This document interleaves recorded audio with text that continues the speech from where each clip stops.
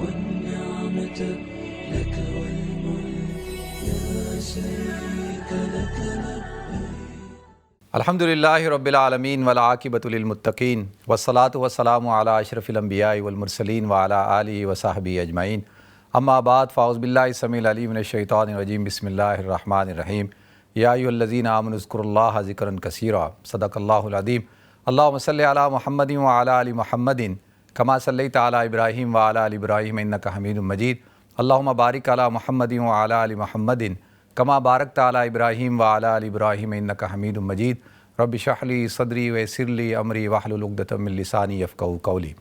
محترم ناظرین کرام، بزرگان دین اور میری عزیز ماؤں اور بہنوں بھائیوں، السلام علیکم ورحمۃ اللہ وبرکاتہ۔ میں آپ کا میزبان عبدالوہاب آج آپ کو اسپیشل پروگرام میں خوش آمدید کرتا ہوں۔ ناظرین، ذی القعدہ کا مہینہ ختم ہو چکا، ذی الحجہ کا مہینہ شروع ہو چکا ہے اور الحمدللہ ہزاروں بلکہ لاکھوں فرزندان توحید اس وقت مکۃ المکرمہ میں موجود ہیں اور حج کی عظیم الشان عبادت کو ادا کریں گے۔ لہذا اس حوالے سے ناظرین پروگرام ماشاءاللہ اسلام چینل نے اس کا انعقاد کیا، اور آج کا جو پروگرام ہے اس حوالے سے بڑا اہم ہے کہ آج کے پروگرام میں ہماری جو مہمان شخصیت ہیں ان کا تعارف میں اس طور پہ کراؤں گا کہ ماشاءاللہ انہوں نے جب آنکھ کھولی تو ایسے گھرانے میں آنکھ کھولی، ایسے شخصیت کے ہاں آنکھ کھولی کہ جن کا تعارف پوری دنیا کے اندر اس حوالے سے تھا کہ آپ لوگوں کے اندر ذکر اذکار اور لوگوں کے اندر جو حضور اکرم صلی اللہ علیہ وسلم کی محبت ہے اس کو اجاگر کرنے کے لیے اور اس کی دعوت کے لیے آپ پوری دنیا کے اندر ٹریول کرتے تھے۔ اور الحمدللہ حضرت سے میرا بھی بڑا قلبی تعلق تھا، حضرت مولانا اکرم اوان صاحب رحمۃ اللہ علیہ، اور وہ بہت بڑی شخصیت تھے۔ اللہ تعالیٰ نے ان کو ایک بہت بڑا مقام عطا فرمایا، تو ان کے گھر میں آنکھ کھولی اور ان کی زیر تربیت رہے، اور ان کے دنیا سے تشریف لے جانے کے بعد آج جو سلسلہ نقشبندیہ اویسیہ کے جو امیر ہیں اور تنظیم الاخوان کے، اسی طرح سے فلاحی تنظیم الفلاح فاؤنڈیشن کے آپ روئے رواں ہیں اور پوری دنیا کے اندر اس سلسلے کے امیر ہیں اور اس سلسلے کو چلاتے ہیں، اور ماشاءاللہ اس حوالے سے ایجوکیشن کے اندر بھی کافی کام ہے، اور مختلف جو چینلز ہیں اس پہ بھی آپ تشریف لے جاتے ہیں، آپ کے اسفار بھی بہت ہوتے ہیں۔ تو میری مراد حضرت مولانا عبدالقدیر اوان صاحب دامت برکاتہم العالیہ سے ہے۔ میں ان کا بہت مشکور ہوں کہ انہوں نے اپنے قیمتی اوقات میں سے تھوڑا سا وقت اسلام چینل اردو کے لیے نکالا اور وہ ہمارے اسٹوڈیو میں تشریف لائے۔ حضرت بہت بہت شکریہ آپ کا، حضرت آپ ہمارے اسٹوڈیو میں تشریف لائے، اس پروگرام میں تشریف لائے، بہت شکریہ آپ کا۔ بہت شکریہ جی، میں ممنون ہوں، شکر گزار ہوں، اور میرے لیے باعث خوشی ہے یہاں حاضر ہونا۔ تو حضرت آج کے پروگرام کے ہم نے 3 حصے رکھے ہیں۔ پہلا حصہ آپ کی ذات سے متعلق ہے، آپ تھوڑا سا اپنا تعارف کرائیں۔ ہمارے ماشاءاللہ یہ پروگرام پورے یورپ میں دیکھا جاتا ہے، پورے UK میں دیکھا جاتا ہے، اور کہ آپ کا تعلق جو ہے وہ سلسلہ نقشبندیہ اویسیہ سے ہے، تو آپ یعنی حضرت امیر اکرم مولانا اکرم اوان صاحب کے صاحبزادے ہیں، اس حیثیت سے آپ اس وقت اس پوزیشن پہ ہیں، یا آپ یعنی آپ کی ان سے تربیت ہوئی ہے، آپ اس سلسلے سے تعلق رکھتے تھے؟ تھوڑا سا اس حوالے سے گفتگو کریں۔ الحمدللہ رب العالمین والصلاۃ والسلام علی حبیبہ محمد وآلہ وصحبہ اجمعین۔ سب سے پہلے میں اپنے ناظرین کو السلام علیکم ورحمۃ اللہ وبرکاتہ۔ بہت شکریہ محترم۔ بنیادی طور پر تو پہلے جو میں سمجھتا ہوں یا جانتا ہوں وہ یہ ہے کہ کم علم آدمی ہوں، کمزور خطا کار انسان ہوں، اور جہاں بیٹھا ہوں، جس ذمہ داری پر بیٹھا ہوں، یہ بہت نازک ہے، اس لیے کہ ہر ایک انسان کے پاس جو اختیار ہے یہ اس کا ذاتی نہیں ہے، اللہ کریم کی عطا ہے۔ تو جس کی عطا ہے اس کے حضور روز معاشر اس ہر شے کا حساب دینا ہے۔ جی، جب ذاتی حیثیت سے ہٹ کر آپ اجتماعی حیثیت میں جواب دہی ہوگی تو پھر اتنی بات لمبی ہو جائے گی۔ جی، تو تعلق جو ہے وہ سلسلہ نقشبندیہ اویسیہ سے ہے۔ جیسے فقی ائمہ کرام نے جو حصہ جیسے کہتے ہیں اقرارم باللسان، اس پر تعلیم و تعلم، تربیت اور ایک اجماع ہم تک پہنچنے کا سبب ہے، تو جو حصہ تصدیقم بالقلب کا ہے، اسے اگر آپ کہیں کہ شعبہ تصوف یا سلاسل تصوف، تو نقشبندیہ اویسیہ جو ہے سب 4 بڑے سلاسل تصوف میں سے ایک یہ سلسلہ ہے، اور ایک ربط ہے جو قلب اثر محمد رسول اللہ صلی اللہ علیہ وسلم تک نصیب ہوتا ہے۔ جہاں تک بات آپ نے میری لیاقت کی تو میں نے وہ ابتداً ہی آپ کو عرض کی کہ نازک جگہ بھی ہے اور میں کم علم آدمی ہوں، لیکن جہاں تک بات امور کی سر انجام دہی کی ہے تو مجھے تقریباً کوئی حضرت رحمۃ اللہ علیہ کے ساتھ 25 سال، لگ بھگ 24 سے 25 سال خدمت کا موقع ملا، اور میں نے عام گلی کوچی سے لے کر ایڈمنسٹریشن کے معاملات تک یہ سارا سفر طے کیا۔ جی، آج بھی اگر میں دیکھوں تو مجھے ایڈمنسٹریشن ہی میں، صرف اگر ایڈمنسٹریشن دیکھوں تو تقریباً 29 سال ہو گئے۔ اور جہاں تک بات ہے تصوف کے حوالے سے ذکر اذکار اور امور کی سر انجام دہی، تو اس میں آپ کی زیر سایہ 25 سال میں نے خدمات سر انجام دی۔ یہ کہنا کہ اس ذمہ داری کے مطابق لیاقت تو نہیں، میں تو پہلے نفی کر چکا ہوں، جی، لیکن یہ کہنا کہ مجھے ان کی ذات سے اللہ نے سبب بنا یہ نصیب ہوا، یہ درست ہے۔ اور میں اللہ کا شکر ادا کرتا ہوں کہ رب کائنات نے مجھے یہ موقع عطا فرمایا ہے کہ اپنا نام بھی عطا فرمایا، اپنے لوگ بھی عطا فرمائے، اور خانہ خدا پر بیٹھنا نصیب فرمایا۔ ماشاءاللہ۔ تو اگر آپ کلی تعارف میں فرمائیں گے تو میں سلاسل کے حوالے سے وہ بھی چند گزارشات اچھا، عرض تو کروں۔ یہ ایک چیز تھوڑی سی ہمارے ناظرین کے لیے کہ نقش بندیہ اویسیہ، یہ جو اویسی نسبت ہے، یہ اس کے حوالے سے تھوڑا سا ناظرین کو بتائیں کہ کیا اس کے پیچھے بیک گراؤنڈ کیا ہے؟ بالعموم سمجھا جاتا ہے جب لفظ اویسی آتا ہے کہ حضرت اویس کرنی آپ کی نسبت جو ہے سلاسل تصوف میں یہ سلسلہ ہے، نہیں، طریقہ اویسی ہے۔ طریقہ اویسی ہے۔ جیسے آپ کو وہی مبارک زمانہ نصیب ہوا جس میں نبی کریم صلی اللہ علیہ وسلم جلوہ افروز، جی، حاضر خدمت نہیں ہو سکے، جی، لیکن جو فیض آپ کو نصیب ہوا، اس طرح جو دور رہتے ہوئے فیض کا نصیب ہونا ہے، اس فیض کے نصیب ہونے کو اویسی نسبت دی گئی۔ ماشاءاللہ۔ تو اس وجہ سے اس کا نام جو ہے اویسی ہے۔ تو یعنی یہ جو سلسلہ ہے اس کے اندر جو ذکر اذکار کا طریقہ کار ہے اور مراقبوں کا طریقہ کار ہے، وہ کون سا؟ ذکر جہری ہے، ذکر خفی ہے، کس طریقے سے آپ حضرات؟ حضرت بالعموم جب آپ ذکر پر بات کرتے ہیں نا جی، تو بنیادی طور پر طریقہ ذکر تو 3 ہیں۔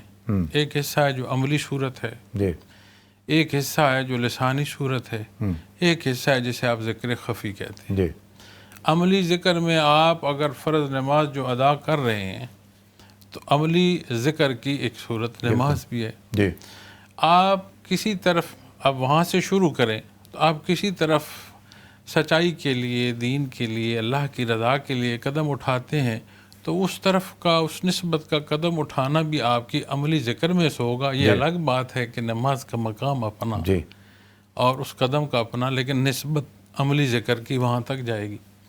پھر بات آتی ہے لسانی اذکار کی، مسنون دعائیں ہیں، جی، قرآن کریم کی تلاوت ہے، تسبیحات ہیں، درود شریف ہے، بزرگ وظائف بتاتے ہیں، وہ حصے جو صرف زبانی حصوں تک قائم رہتے ہیں اسے آپ لسانی اذکار کہتے ہیں، جس میں میں نے عرض کیا کہ آپ تلاوت سے لے کر جی، اور آپ کسی ساحل کلام بالعموم تک آئیں تو اپنے درجے میں وہ بھی ایک ذکر کی قسم ہوگا۔ پھر بات آتی ہے خفی ذکر کی، تو خفی ذکر ابنڈنس ریممبرنس کے لیے کہ آپ ذکر کثیر کی صورت نصیب ہو، وہ تبھی ممکن ہوتی ہے جب آپ اس تیسرے درجے میں آتے ہیں کہ آپ خفی طور پر اللہ اللہ کریں، خیالات ہی ایسے مرکوز ہو جائیں آپ کے کہ قلب میں اللہ کریم کے نام کا ذکر جاری ہو، تاکہ پورا وجود جو ہے آہستہ آہستہ ایک ایک سیل اللہ کے نام سے مزین ہو۔ اب جب آپ اس خفی ذکر پر آتے ہیں تو پھر بات طریقے کی آتی ہے۔ تو بعض دفعہ لوگ طریقہ ذکر کو ذکر سمجھتے ہوئے محترز بھی ہوتے ہیں۔ جی، جیسے تسبیح ہے تو آپ صلی اللہ علیہ وسلم کی ذات اقدس نے آپ نے تسبیح ہاتھ مبارک پر پڑھی۔ جی، تو آج ہم دیکھتے ہیں کتنی قسم ہے تسبیحات کی، کاؤنٹرز ہیں، الیکٹرک ہیں، سادے ہیں، آپ کے ساتھ لکڑی کی ہے، پتھر کی ہے۔ سیم اگر آپ جب طریقے پر آتے ہیں تو وہ غیر شرعی نہ ہو، لیکن طریقہ ایسا ہو جس سے آپ فوکس کر سکیں، آپ کی توجہ مرکوز ہو سکے۔ تو جو سلسلہ نقش بندیہ اویسیہ میں طریقہ رائج ہے تو بعض سلاسل میں ایسا بھی ہے کہ آپ کو لسانی اذکار شروع کراتے ہیں پھر گریجولی آپ کو لے جاتے ہیں خفی پر. یہاں ہمارے ہاں ابتدا ایک ذکر خفی سے ہوتی ہے. یہ جو قرآن میں اللہ رب العزت نے ارشاد فرمایا الا بذکر اللہ تطمئن القلوب، تو یہاں پہ کون سا ذکر مراد ہے جس سے دلوں کا اطمینان جو ہے؟ بنیادی طور پر جب بات قلب کی آتی ہے تو وجود انسانی میں حضرت جو قلب ہے یہ کیفیات کا گھر ہے. ہم نے تو بات اطمینان کی. آپ بنیاد پر آ جائیں ایمان پر. ایمان کو کیا کہیں گے؟ ایسی شاید تو نہیں ہے کہ کسی نے کندھے پر اٹھا رکھی. ایمان جو ایک عقائد ہیں، ایمان ہے، اس کا ماننا ہے، وہ بھی تو ایک کیفیت ہے، ایک حال ہے. تو وہ جو جہاں بستا ہے وہ قلب کہلاتا ہے. جنرلی اگر ہم کہیں میڈیکل سائنس سے کہے گی کہ پمپنگ مشین ہے، لیکن جب آپ اسے جنرلی گفتگو میں کہیں گے کہتے ہیں سیٹل ہارٹ. قرآن کریم نے اسے قلب بیان فرمایا. تو جب اس جگہ کی بات کریں گے تو مزاج انسانی ہے کہ یہ ایک تخیلاتی دنیا میں جینا اور بسنا چاہتا ہے. جب اللہ کی یاد نصیب ہوتی ہے، ایمان نصیب ہو، عبادات نصیب ہو، اس کی یاد ہو، پھر کثرت ہو، تو یہ پھر بندے کو ہر دو صورت میں سے ایک، یا صابر ہوگا یا شاکر ہوگا. تو جب صابر ہو یا شاکر ہو تو اس کا دل تو مطمئن ہوگا، تو وہ اپنی زندگی میں تنگی محسوس نہیں کرے گا، چونکہ ہر دو صورت کا اعتراض جو ہے وہ اللہ پر جاتا ہے. آپ تو الحمدللہ اللہ نے آپ کو یہ شرف بخشا ہے کہ دینی علم عطا فرمایا. تو جب آپ کسی بات سے نالاں ہوتے ہیں کہ صحت ہی خراب کیوں ہے، تو صحت اور بیماری کس کی طرف سے ہے؟ اللہ کی طرف سے. تو اس تقسیم تک بات چلی گئی. تو اطمینان قلب جو قرآن کریم نے فرمایا اس میں ساری عبادات ایمان سے لے کر ذکر تک حاصل ہے. جب آپ ذکر خفی کی بات کرتے ہیں تو ذکر خفی وہ واحد حصہ ہے جس سے آپ ذکر کثیر حاصل کر سکتے ہیں. تو وہ جو یا ایھا الذین آمنوا اذکروا اللہ ذکرا کثیرا، تو ذکرا کثیرا کے مقام تک پہنچنے کے لیے آپ کو ذکر خفی ابنڈنس ریممبرنس جسے آپ کہیں گے. تو ذکر کثیر کی صورت بھی میں عرض کر دیتا ہوں، چونکہ قلب انسانی بنیاد ہے. نبی کریم صلی اللہ علیہ وسلم کی ذات اقدس بے مثل و بے مثال. بے شک. آپ کا دماغی عالی بھی تو بے مثل و مثال. تو قرآن کریم کا نزول علی قلبک، قرآن کریم میں اللہ جل شانہ نے فرمایا. حدیث شریف میں دیکھتے ہیں تو اگر فساد کی بات آئے تو بھی آپ نے فرمایا الا وہی القلب. اصلاح کی بات آئے تب بھی آپ نے فرمایا. تو یہ بڑی بنیادی حیثیت رکھتا ہے. تو اس کے اطمینان میں بنیاد جو ہے وہ نور ایمان سے ہے. پھر عبادات ہیں، پھر آپ اسی طرح اذکار میں آتے ہیں جو ابنڈنس ریممبرنس ہے. یہ اس طرح ممکن ہے جب عملی ذکر کرتے ہیں جب رک گیا، لسانی ذکر ہے جب زبان رکی، آپ سو گئے، بات ختم ہوگی. لیکن قلب کی ایک کیفیت اور حال ایسا ہے کہ جب اس میں اللہ اللہ کی یاد رچ بس جائے تو یہاں رکتی نہیں. یہ پورے وجود میں آہستہ آہستہ آہستہ، آج تو ہمیں میڈیکل سائنس کو اگر دیکھیں تو وہ بھی بتاتے ہیں کہ وجود، ایک انسانی وجود جو ہے باڈی سیلز کا مرکب ہے، مجموعہ ہے. ہر باڈی سیل میں حیات ہے. تو آہستہ آہستہ جب وجود انسانی سارا ذاکر ہوتا ہے تو لفظ اللہ کی صدا ایک دفعہ ہوتی ہے، لیکن وجود انسان کی جو پکار ہے وہ اربع دفعہ ہو جاتی ہے. پھر عمل کثیر میں جاتی. پھر آپ غور فرمائیے گا کہ کبھی جب ایمانی کیفیت نصیب ہو تو آپ سو جاتے ہیں. عبادت کرتے ہوئے، دعا مانگتے ہوئے متوجہ اللہ ہو کر سو جائیں. جب جاگ آ جائے رات میں، صبح سے پہلے آنکھ کھلے، خیال کیجیے آپ کو لگتا ہے جیسے دل میں وہ ایمانی کیفیت اسی طرح تازی ہے. آپ تو سو گئے تھے تو دل کو بھی سو جانا چاہیے تھا، لیکن وہ کیفیت ایمانی جو ہے اس کی حلاوت محسوس ہوتی ہے. تو جب عمل کثیر کی طرف، چونکہ پھر آگے اسباق آئیں گے، لطائف آئیں گے، مراقبات آئیں گے، ایک تربیت ہے. تو حضرت یہ آج کل یہ ایک پوری دنیا کے اندر اس وقت اور خاص طور پہ ویسٹ میں لوگ بے چینی کا شکار ہیں، ڈپریشن کا شکار ہیں، اسٹریس کا شکار ہیں. اگرچہ وہ مسلمان بھی ہیں، قرآن کی تلاوت بھی کرتے ہیں، نماز بھی پڑھتے ہیں، دیندار بھی ہیں، تو اس کے باوجود ان کو یہ اس قسم کی جو ذہنی امراض ہیں، تو اس کا آپ کیا سمجھتے ہیں کہ اس کی بنیادی وجہ کیا ہے کہ لوگ جو ہے وہ صحیح طور پر ذکر اذکار نہیں کر رہے، یا صبر اور شکر نہیں؟ کیا وجہ ہے؟ کسی کی ذات پر تو گنجائش نہیں کہ اس پر بندہ کوئی ایسی بات کہے کہ جو اس کی ذات کو عمومی افیکٹ طور کرے، پہ۔ لیکن جب بالعموم آپ بات کرتے ہیں تو میں نے تھوڑی دیر پیشتر ایک بات عرض کی تھی کہ ہم بستے ہیں تخیلاتی دنیا میں، تو جب اعتقاد کمزور ہوگا تخیلاتی دنیا اور مضبوط ہوگی۔ مثلا میری صحت، میری اولاد، میری حیثیت، میری شہرت، میری ضروریات کی تکمیل، اب کتنی ہی پہلو نکلتے آ رہے ہیں۔ صحت کیسی ہے؟ جیسی اللہ نے دی۔ رنگ و نسل کون سا ہے؟ جو اس نے دیا۔ حیثیت جو اس نے رزق عطا فرمایا، عزت جو اس نے عطا فرمائی، وقت وہ جو اس نے عطا فرمایا۔ تو جب اللہ کی رضا میں راضی ہوگا تو پھر اسے اطمینان ہوگا۔ جب تخیلاتی دنیا میں ہوگا تو جگہ جگہ کرچیاں ٹوٹیں گی، جب اپنی طرف دیکھے گا تو وہ جو سوچتا ہے وہ نہیں ہے، وہ ہوگا جو اللہ نے دیا ہے، اولاد کی نسبت، گھر، حیثیت، ہر حیثیت سے۔ اب جب اس کو آپ ڈیفائن کرنا چاہیں گے تو سمجھ آتی ہے کہ ہم جو مان رہے ہیں، جو ہمارا عقیدہ ہے، اس پر فیتھ جو ہے، جو یقین ہے، اس میں مضبوطی کی ضرورت ہے، وہ کمزوری ہے وہاں پر۔ تو تصوف آپ جب اللہ اللہ کرتے ہیں تو وہاں جو فیتھ اور یقین ہے اس میں طاقت دیتا ہے، خلوص دیتا ہے، ایک حضور حق کی کیفیت ہوتی ہے۔ مثلا حضرت ہمارا ایمان ہے، بنیاد ہے کہ اللہ جل شانہ کی ذات ہر جگہ ہر لحظے موجود ہے۔ تو کبھی محسوس کیا ایک اندھا نابینا کمرے میں کوئی داخل ہو تو اس کا وجود محسوس کرتا ہے کہ کوئی بندہ کمرے میں داخل ہوا؟ تو وہ ایمان کا وہ درجہ کہ وہ ہمیں اس طرح اس حیثیت تک پہنچا دے کہ انک تراہ فإن لم تکن تراہ فإنہ یراک، او کما قال محمد رسول اللہ صلی اللہ علیہ وسلم۔ اگر یہ درجے کا ایمان نہیں ہے کہ میں اپنے اللہ کو دیکھ کر سر بسجود ہوں، تو اتنا تو ہو میرا اللہ مجھے دیکھ رہا۔ تو آپ فرمائیں نا جی کہ یہ ایمان کی کیفیت نصیب ہو کہ میں اپنے اللہ کے روبرو ہوں، زندگی مطمئن ہوگی۔ اب میں جب سفر پر جاتا ہوں، دوست احباب سے ملتا ہوں، تو میری بنیادی جو ترویج ہے وہ ذکر سے ہے، تصوف سے ہے۔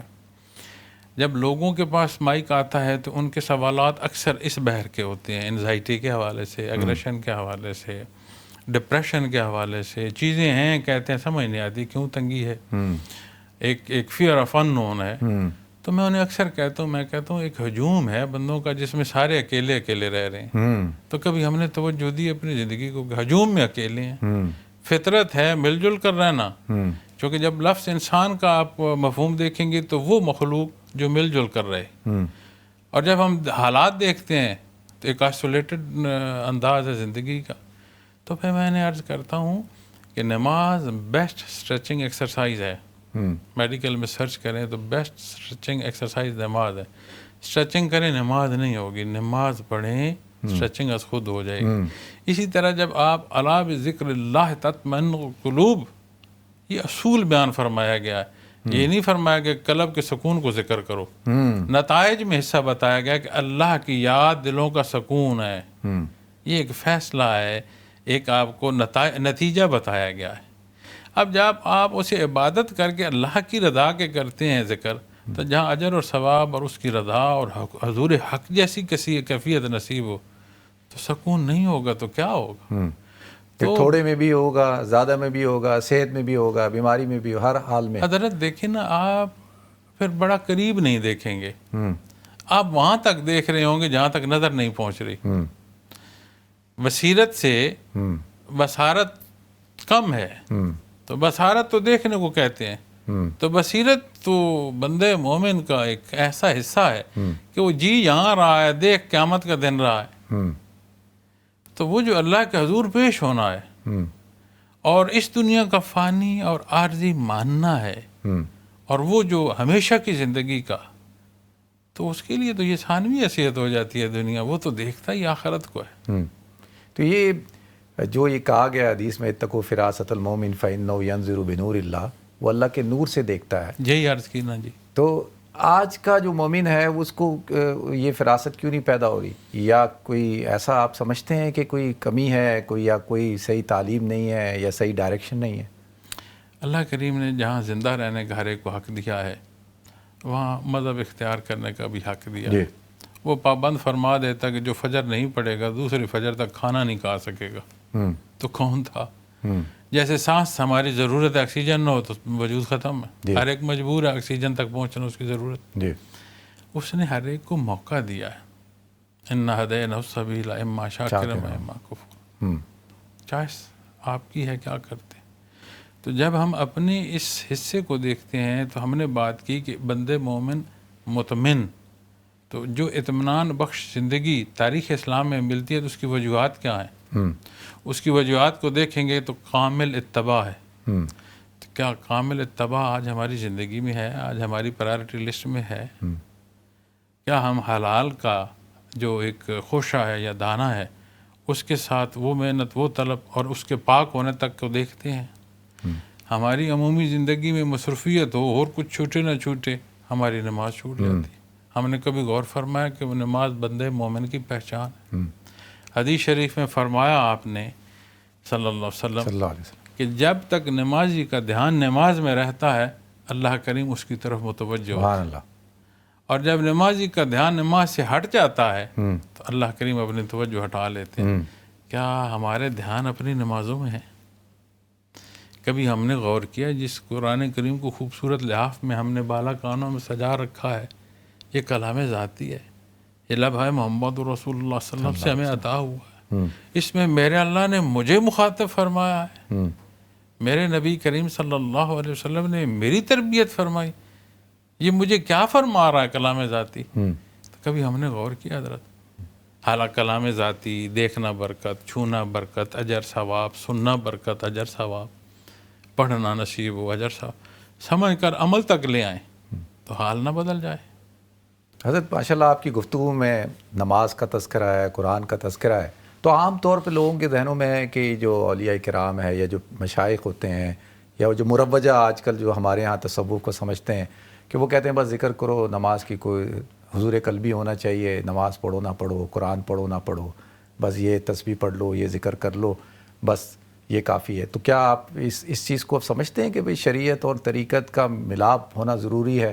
اگر کوئی اس طرف دعوت دیتا ہے تو وہ کیا حقیقی؟ حضرت شریعت اور طریقت دو الگ چیزیں نہیں ہیں. فقہ جب آپ بات کرتے ہیں تو وہ فقہ شریعت کے جو حصے ظاہر سے ہیں، جی، اور جب آپ اس ظاہر کے ساتھ باطنی حصوں کو تصدیق بالقلب میں لیں گے اسے طریقت کہیں گے. بالکل صحیح ہے. طریقت کا لفظی معنی جو ہے طریق، راستہ سے ہے.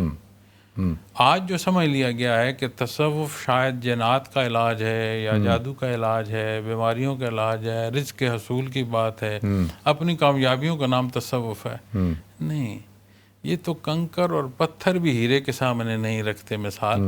جہاں اللہ کریم کی کیفیت، اس کی حضوری، اس کی معیت، اس کا قرب نصیب ہو رہا ہو، جہاں ہم جیسے خطا کاروں کے قلوب کو قلب اثر محمد رسول اللہ صلی اللہ علیہ وسلم سے تعلق استوار ہو رہا، یہ حیثیت کیا ہے جی دنیا کی.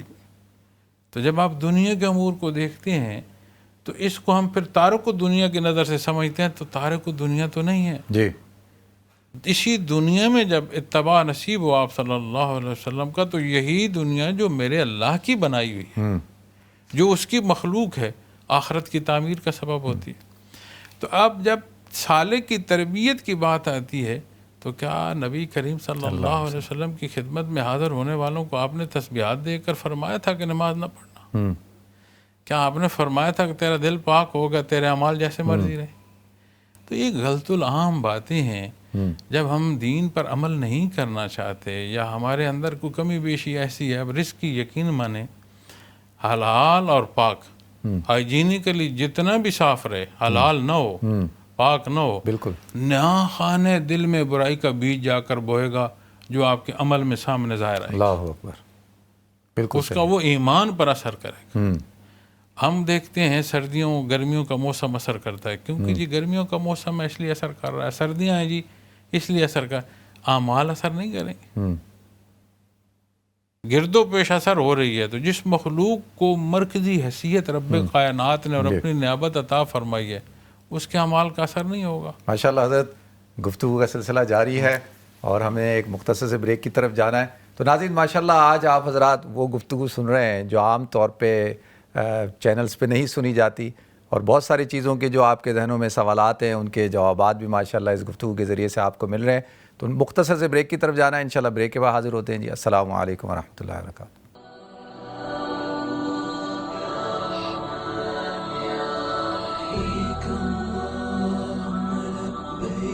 لبيك لا شريك لك لبيك إن الحمد والنعمة لك والملك لا شريك لك لبيك. بسم اللہ الرحمن الرحیم. السلام علیکم ورحمۃ اللہ وبرکاتہ. ناظرین آپ کو ایک دفعہ پھر پروگرام میں خوش آمدید کرتا ہوں. ہمارے ساتھ پروگرام میں آج حضرت مولانا عبدالقدیر اعوان صاحب دامت برکاتہم العالیہ تشریف فرما ہے، اور بڑی ماشاءاللہ کھل کر گفتگو ہو رہی ہے ذکر کے حوالے سے، تصوف کے حوالے سے. حضرت ماشاءاللہ آج آپ جو لوگوں کے ذہنوں میں سوالات ہیں وہ ان کا ترجمان بن کے میں آپ سے پوچھ رہا ہوں. ایک تو آپ یہ بتائیں کہ ماشاءاللہ آپ کس طرح مینیج کرتے ہیں اتنی ساری چیزوں کو، اتنے آپ کے ماشاءاللہ اتنے کام ہیں، تو کیسے آپ اس کو مینیج کرتے ہیں اور ٹائم کس طرح سے نکالتے ہیں یہ سارے اسوار کا، ان ساری چیزوں کا؟ اس کا بھی کوئی وظیفہ ہے تو بتا دیں تاکہ ہم اس پر عمل کر لیں ہم لوگ بھی. اصل میں بات یہ ہے جی کہ ہمارے نزدیک جو وقت ہے جی، جسے ہم ماہ و سال سے شروع کرتے ہیں اور سیکنڈز تک، اس سے آگے لمحوں میں نہیں جاتے، سیکنڈ تک شمار رکھتے ہیں. ہمارے نزدیک سیکنڈ ایک ٹک میں گزر گیا. ہم بھی مخلوق، یہ بھی مخلوق. تو رب کائنات اس وقت میں برکت عطا فرما دے تو تھوڑے وقت میں بے شمار کام ہو جائے. ماشاءاللہ. تو میں تو جب اللہ جل شانہ کی ذات، اس کی رضا اور اس کے قرب کے لیے نکلتا ہوں تو معاملہ اسی کے سپرد کرتا ہوں کہ یا اللہ تو جان اور نظام جانے میں نے کیسے چلنا ہے، میں نے کیا بولنا ہے، اور سامعین نے کیا حاصل کرنا ہے، یہ ہوگا کیسے، اللہ کے سپرد کرتا ہوں اور اللہ کریم مہربانی تو آپ فرماتے کی ہیں. روٹین میں لوگوں سے ملنا ہے تو یہ کس طرح سے ہوتا ہے؟ لوگ حضرت تو میں تقریباً جو سلسلہ نقشبندیہ اویسیہ کا سیٹ اپ ہے یہ گلوبل ہے. آپ اسے آسٹریلیا سے لے کر امریکہ کی ویسٹ کوسٹ تک دیکھ سکتے ہیں. یہاں ہم جہاں انگلینڈ میں بیٹھے ہیں، اللہ کا شکر ہے کہ یہاں بھی سلسلہ عالیہ کا جو آرگنائزیشن ہے یہ نیشنل لیول پر ہے. ہر بڑے شہر میں سلسلہ عالیہ کے لوگ ہیں، ذکر ہے. ہم کوشش کرتے ہیں کہ اچھی تربیت ہو، ایسی تربیت ہو جو نہ صرف ہمیں ذات کو بلکہ ایک بحیثیت مسلمان، پھر ایک بحیثیت انسان، پوری کمیونٹی کو ایک مثبت کردار ملے. اب میں کوشش کرتا ہوں کہ آرگنائز کروں کام کو، چونکہ لوکل پاکستان میں میرے ساتھ 3 آرگنائزیشن نیشنل لیول کی اور بھی ہیں. ایک الاخوان ہے، ایک الاخوات ہے، ایک الفلاح فاؤنڈیشن ہے، اور ایک ذیلی میں نے اسٹیبلش کیا ہے اسکاؤٹس. اس میں ہر عمر کے لوگ ہیں. تو جیسے ابھی ارتھ کوئک آیا پیچھے، یا ابھی ریسنٹلی یہ سیلاب آیا، تو اس میں وہ کوشش کرتے ہیں کہ والنٹیرلی فیلڈ میں جا کر لوگ کام کرتے ہیں. تو وہ پوری آرگنائزڈ نیشنل لیول سے لے کر موجود افراد کے فرد کے یونٹ تک. تو وہ جب سسٹم کو آپ قوت دیتے ہیں نا جی، ذات کے گرد نہیں گھماتے، تو سسٹم کی ایکٹیویٹی سسٹینیبل بھی ہوتی ہے اور اس کی پروگرس بھی زیادہ ہوتی ہے. حضرت جی رحمۃ اللہ تعالیٰ علیہ ملٹی ڈائمینشنل پرسنالٹی تھی آپ کی، سیلف میڈ انسان تھے. 58 سے آپ نے بزنس شروع کیا، زندگی کے ہر شعبے میں آپ نے کام کیا. تحریر و تحقیق میں اللہ نے آپ کو وہ شرف بخشا کہ آپ نے صرف قرآن کریم کا ترجمہ نہیں لکھا، آپ نے 3 دفعہ تفسیر فرمایا. 6 بار تفسیر قرآن کریم کا، یہ آپ کا ایک اعجاز ہے، اللہ کریم نے عطا فرمایا. تصوف پر بے شمار تصانے. اس کے ساتھ اگر آپ کی زندگی بحیثیت ذمہ دار دیکھیں، بحیثیت کاروباری دیکھیں، بحیثیت ایک انڈیویجول دیکھیں، آپ کے شوق دیکھیں، تو اتنی ملٹی ڈائمینشنل پرسنالٹی ہے. تو میں آپ کی خدمت میں رہا، تو میری ذمہ داری ہوتی تھی کہ آپ کے معاون کی حیثیت سے، اکثر میں دوستوں کو کہتا تھا لفظ معاون بڑا ہے، مجھے اسٹاف افسر کہہ دیا کرو، چونکہ میں نہیں چاہتا میری ذات کہیں آئے. تو آپ کی خدمت چونکہ مجھے بہت عزیز تھی، تو میری کوشش ہوتی تھی کہ آپ کے چہرے سے میں آپ کا فرمان لے لوں، آپ کو بولنا نہ پڑے، اور آپ کا چہرہ مطمئن ہو، میں وہاں تک کام کرتا تھا۔ تو وہ مزاج کا حصہ بن گیا۔ اب میں نہیں سمجھتا کہ حضرت مولانا علیہ خان رحمۃ اللہ تعالیٰ علیہ جیسی ہستی کہ جنہوں نے تصوف کو عین کوئی کمی بیشی نہیں، تصوف کی عین تربیت فرمائی، کہ وہاں کوئی گنجائش ہو۔ پھر ہمارے ہاں ایک مسئلہ تھا کہ تصوف کو مانے کون، جانے کون۔ آپ نے، حضرت جی نے، امیر محمد اکرم مولانا رحمۃ اللہ تعالیٰ، آپ نے پوری دنیا جاپان سے امریکہ تک ٹریول کیا، ملک کے خطے خطے میں ٹریول، آپ نے منوایا بھی، سمجھایا بھی، سکھایا بھی۔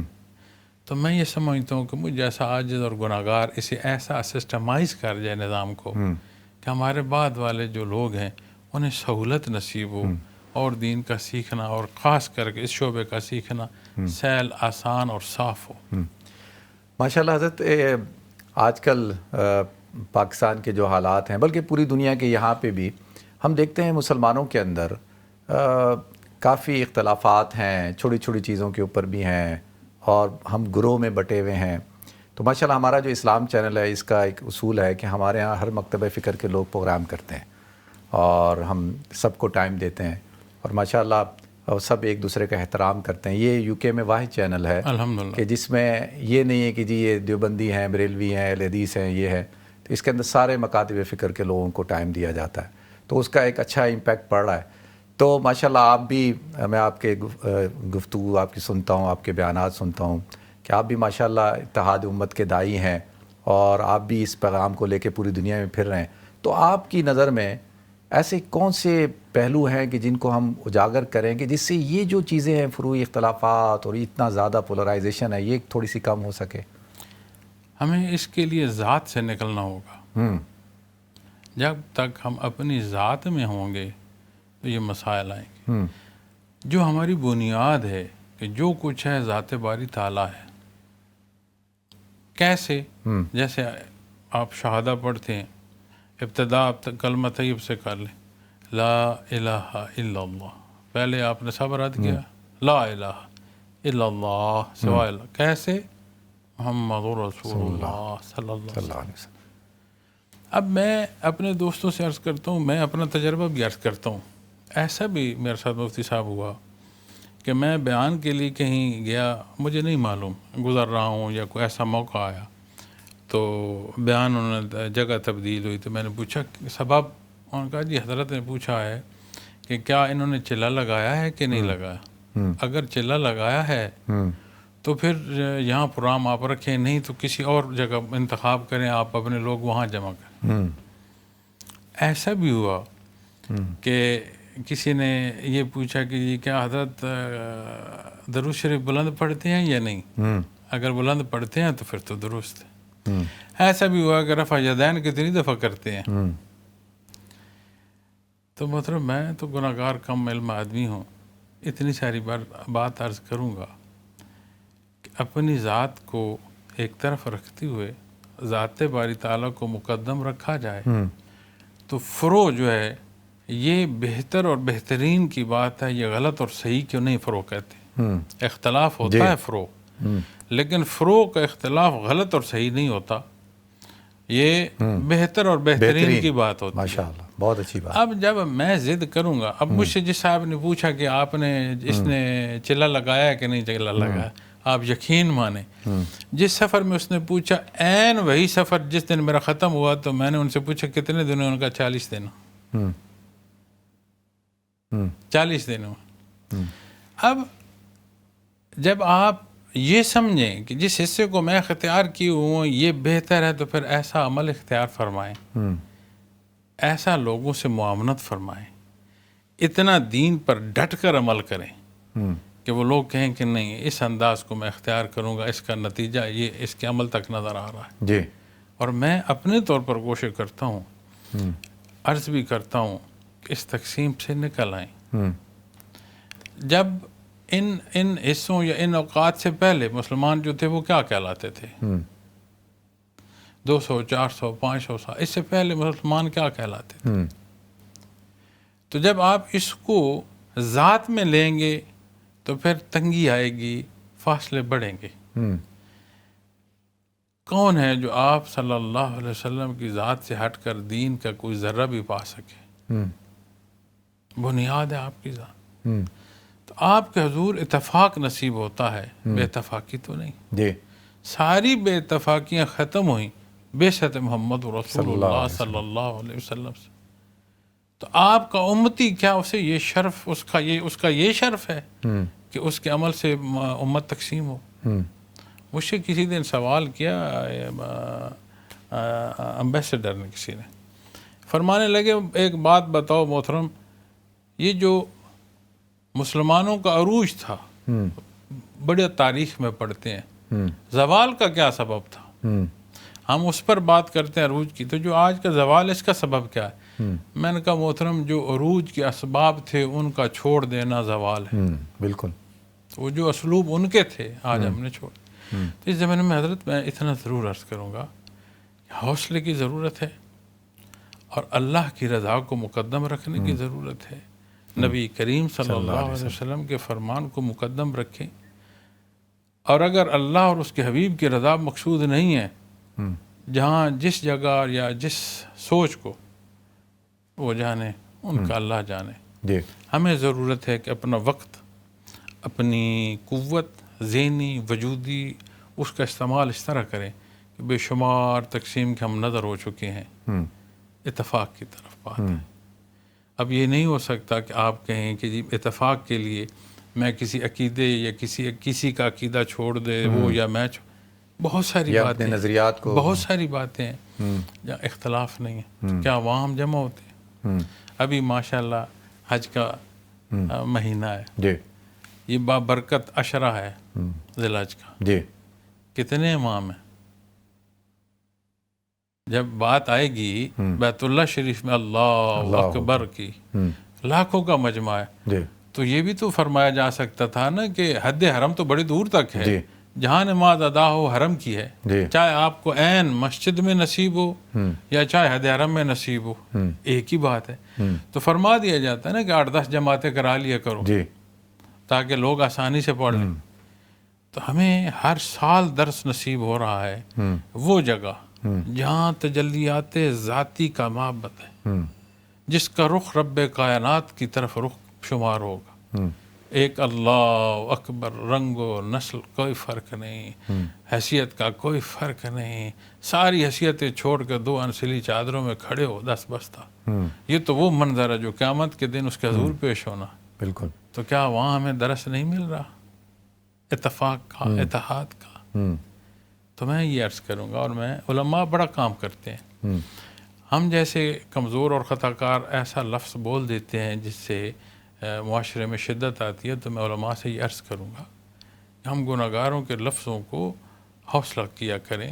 آپ کے جو مقامات ہیں یا جو جگہ ہے یا اللہ نے جہاں آپ کو بٹھایا اس کا تقاضا ہے کہ آپ حوصلہ کریں، اگر کوئی بات تلخ بھی ہے آپ کی ذمہ داری ہے کہ آپ اسے ٹھنڈے مزاج سے سنیں اور اسے سارٹ آؤٹ کریں، مسئلہ نہ بننے دیں، حل کریں، تاکہ مزید ہماری تقسیم جو ہے وہ اور نہ بڑھے۔ ماشاءاللہ حضرت آپ نے حج کا تذکرہ کیا، اس وقت ماشاءاللہ حجاج کرام موجود ہیں مکہ مکرمہ کے اندر، تو بہت سارے لوگ ہمارے اس پروگرام کو بھی دیکھ رہے ہیں اور بہت سارے لوگوں کی فلائٹ بھی ہے، کل ہے پرسوں ہے، تو آپ کیا پیغام دینا چاہیں گے اس وقت، یعنی جو حجاج ہیں ان کے لیے بھی اور ایک عالم اسلام کے لیے، مسلمانوں کے لیے، کہ حج ہمیں کیا پیغام دیتا ہے، حج کے مقاصد کیا ہے، حج کیا صرف ایک رسم کا نام رہ گیا ہے کہ جی میرے نام کے ساتھ حاجی لگ جائے، یا حج کا کوئی فلسفہ ہے؟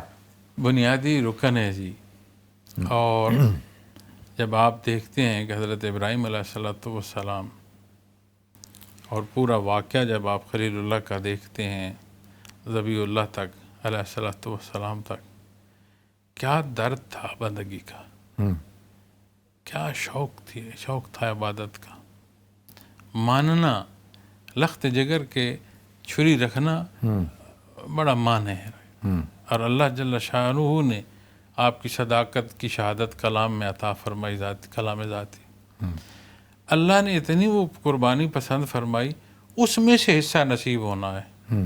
تو کیا ہماری جو چھری قربانی کی ہے خواہشات تک پر بھی نہیں چل سکتی، سختیوں پر نہیں چل سکتی؟ تو جب آپ عبادت یا بنیادی رکن کی بات کرتے ہیں جو صاحب استطاعت پر ہے، تو استطاعت ہے تو اس کا حکم ہے، تو جو استطاعت ہے اور جس مقصد کو جا رہے وہ سب سے پہلی بات حضرت ہے کہ اسے جانیں، احکامات جانیں۔ یہ جو انسلی چادریں ہم اوڑھ لیتے ہیں یہ وہ کفن کی بھی صورت ہے اور روز محشر اللہ کے حضور پیش ہونے کی بھی صورت ہے، اور میدان عرفہ میدان محشر کے پھیلنے کے مقام۔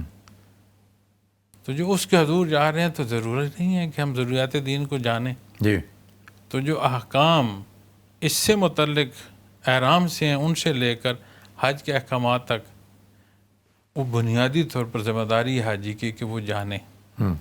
جب عبادت حکم کے مطابق ہوگی اور ذرائع حکم کے تحت ہوں گے تو پھر اس کے نتائج مرتب ہوں گے۔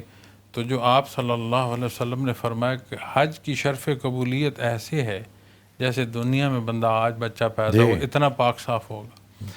تو پھر اس میں اتنا سبق ہے ایثار کا، لحاظ کا، اجتماع کا، اتفاق کا، اور مشکل وقت سے گزرنے کا۔ ہاں بالکل۔ اور پھر جب آپ جاتے ہیں اپنی کمفرٹ زون سے آپ نکلے آپ ہیں نا۔ نکلے نا جی، جو خاص دن 3 دن مخصوص ہیں جی، آپ منا میں ہیں، آپ عرفہ میں ہیں، مزدلفہ میں ہیں، آپ واپس زیارت تک پہنچتے ہیں، جب کنکریاں مار کر آپ پہنچتے ہیں جمرات سے، تو اس میں تو پوری تعداد نے ایک جگہ پر رہنا ہے۔ تو وہ موبلائزیشن میں سے آپ جب گزرتے ہیں تو آپ کو بڑے درس ملتے ہیں۔ جی پھر جب بات عرفہ کی آتی ہے تو قرآن کریم نہیں فرماتا کہ وہ جو تم باپ دادا کو یاد کرتے اس سے بڑھ کر اللہ کو یاد کر۔ تو ہر درس عملی زندگی سے لے کر یقین مانیں، یہ جو کیفی ذکر ہے نا جی، ذکر کثیر، کثرت سے ذکر، اس تک کا درس ملتا ہے، اور مقصد اللہ کی رضا ہے۔ پوری دنیا میں اس نے ایک ایسی حیثیت جگہ کو عطا فرمائی ہے جو تجلیات ذاتی کا معبد ہے، وہاں اس کے حضور جا کر حاضر ہو رہے ہو بیت اللہ میں، جو ہر جگہ موجود ہے اور جو علیم ہے، دلوں کے بید یہاں بھی جانتا ہے۔ میں کیا عرض کر رہا ہوں، میرے ناظرین شاید میری باڈی لینگویج کو دیکھ رہے ہوں، میرے الفاظ کو دیکھ رہے ہوں، آواز سن رہے ہوں، لیکن میرے دل کو تو نہیں جانتے۔ تو جو مجھے یہ یقین کہ میرا اللہ جانتا ہے، تو میرے لفظ ٹوٹ سکتے ہیں، غلطی ہو سکتی ہے، ان الفاظ کی ادائیگی کے پیچھے صدق ہوگا، بالکل بےایمانی نہیں ہوگی۔ تو کس منہ سے پھر ہم جا کر کھڑے ہوں گے اگر وہاں بھی ہمارے قلوب میں جھوٹ ہو؟ مطاف میں جو کھڑے ہوں گے، تو میں یہ سمجھتا ہوں کہ اللہ نے سعادت عطا فرمائی ہے، اس کا احسان ہے۔ وہ اعمال جو احکامات کے مطابق ہیں انہیں اختیار کریں، تربیت سے لے کر ادائیگی تک، اور وہاں رہتے ہوئے یہ سبق سیکھیں۔ اللہ کو اپنی مخلوق بڑی پیاری ہے، اس کی مخلوق کی بھلائی میں جو ہو سکے وہ کریں۔ ماشاء اللہ حضرت آخر میں آپ پاکستان سے تشریف لائے ہیں، پاکستان کے حالات پہ آپ کی کافی نظر ہے، 1-2 منٹ رہ گئے پروگرام ختم ہونے میں۔ آپ پاکستان کا مستقبل کیسا دیکھتے ہیں؟ ابھی پاکستان کے جو حالات ہیں اور لوگ بڑے یہاں پہ اوورسیز پاکستانی کافی پریشان ہے، کچھ میسیج دیں آپ، کیا آپ کی جو نظر ہے وہ کیا دیکھتی ہے، کیا آپ کو لگتا ہے؟ سب سے پہلے تو جی میں بحیثیت مسلمان اور پھر بحیثیت پاکستانی، مجھے میرا ملک اپنی جان سے عزیز ہے۔ ماشاء اللہ۔ بہت خوبصورت قوم ہے اور بڑی استعداد کے مالک ہے، اسے استحکام چاہیے، اور جو بنیاد ہے اس کی وہ ہمیں اپنے جو فیتھ ہوتا ہے نا، عقیدہ، وہ طاقت دیتا ہے۔ تو جب ہم بحیثیت مسلمان کھڑے ہوں گے تو وہ جو سفید حصہ ہمارے جھنڈے کا ہے نا جی، غیر مسلم کا حصہ، جی اس کو بھی تحفظ دے سکیں گے۔ بے شک۔ لیکن اگر ہم تقسیم میں ہوں گے تو جو سبز حصہ ہے اس میں بھی ہم فساد کا سبب ہوں۔ جو دوست باہر رہتے ہیں یہ بھی تڑپ کر رہے ہیں، تو میاں جو ہم وہاں بستے ہیں ہمیں بھی اللہ نے درد دل دیا ہے، کم از کم تلخیوں میں اور تلخ لفظ تو نہ دو۔ عمل اگر ہم ایسا نہیں کر پا رہے جس سے تعمیر کر، لفظ کو تو تلخ نہ کرو، اپنے عمل کو تو بہتر کرو۔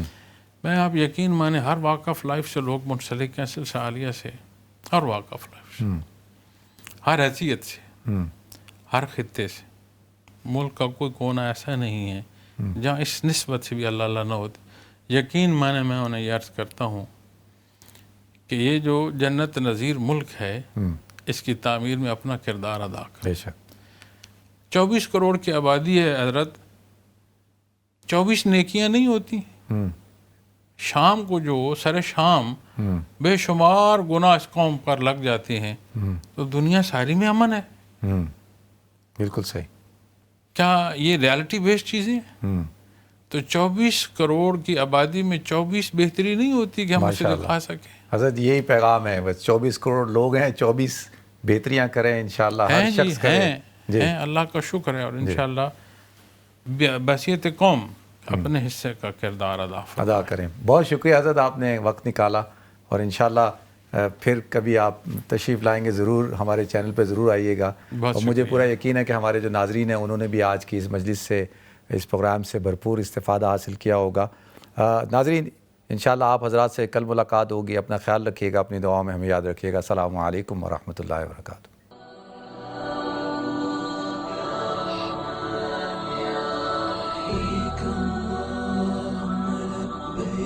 لبيك لا شريك لك لبيك إن الحمد والنعمة لك والملك لا شريك لك لبيك.